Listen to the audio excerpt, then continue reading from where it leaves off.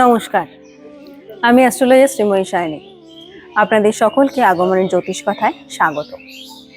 আমি কিন্তু আপনাদেরকে এর পূর্বেও, যেহেতু আমার বেশ কিছুটা ভ্রমণ সূত্রে এবং কাজের সূত্রে বিভিন্ন জায়গায়, যেমন সতীপীঠ এবং সতীপীঠ ছাড়াও শক্তিপীঠ, বাবার কোনো মন্দির যখনই আমি নিজেই দর্শন করেছি, আমি চেষ্টা করেছি আমার সাথে সাথে আপনাদেরও দর্শন করানো।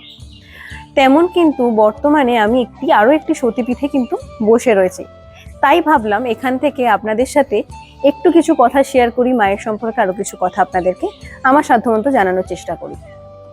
আমি কিন্তু বর্তমানে বসে রয়েছি যোগোদ্ধা, ক্ষীরগ্রামে অবস্থিত যোগোদ্ধা মন্দিরে। যোগোদ্ধা মন্দির যেমন একদিকে কিন্তু সতীপীঠ তো বটেই, এখানে মা সতীর কিন্তু দক্ষিণ পদের বৃদ্ধাঙ্গুলি কিন্তু এখানে পতিত হয়েছিল। সেই হিসাবে মায়ের কিন্তু সতীপীঠ বটেই, এছাড়াও আরও কিন্তু একটা আমরা সূত্রে যোগোদ্ধাকে আমরা চিনি, সেটা হচ্ছে রামায়ণের কিছু কানেকশন আমরা এখানে পাই। এবার আপনাদের মনে প্রশ্ন আসতেই পারেন, রামায়ণের কানেকশন বলতে কি কানেকশন আমরা এখানে পাচ্ছি? আপনারা যারা পড়েছেন রামায়ণ জানেন, তারা নিশ্চয়ই জানেন যে ওই রাবণ কিন্তু রাম এবং লক্ষ্মণকে পাতালপুরীতে নিয়ে গিয়ে কিন্তু বন্দি করেছিলেন, যিনি কিন্তু মা চণ্ডীরও পূজা পাঠ করতেন।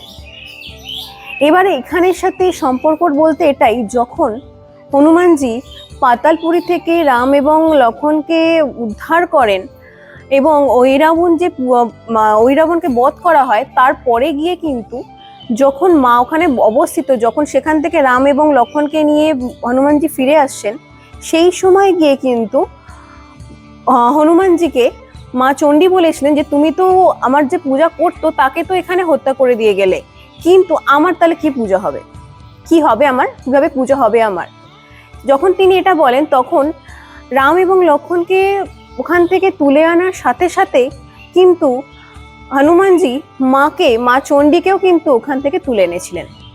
পাতাল থেকে যখন তিনি ভূমিতে আসেন, তখন কিন্তু প্রথম এই যোগোদ্ধা সুড়ঙ্গ দিয়েই কিন্তু উঠে এসেছিলেন।